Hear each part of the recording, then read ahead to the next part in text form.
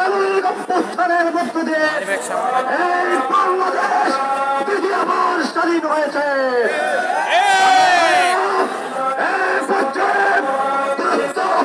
বক্তব্য রাখবেন এলাহাবাদ মজলিসের সিনিয়র যুগ্ম মহাসচিব জনাব অ্যাডভোকেট জাহাঙ্গীর হোসেন।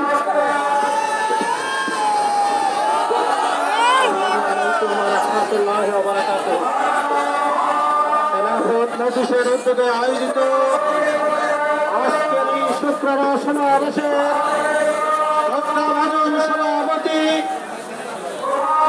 সংগঠনের সংগ্রামী মহাসচিব, কেন্দ্রীয় নেতৃবৃন্দ, সংগ্রামী ছাত্র জনতা,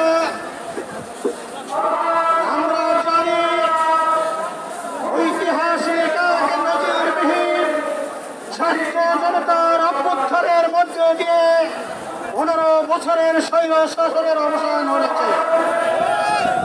সাথে সাথে এই জগদ্দল স্বৈরাচারী শাসক এবং তার দোসরেরা পালিয়ে গিয়েছে।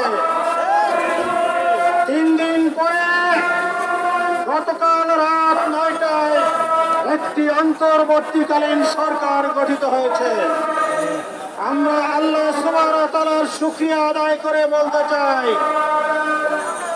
অনতি বিলম্বে এই সরকার যাতে এদেশের ছাত্র জনতার ত্যাগের কথা স্মরণ রাখে।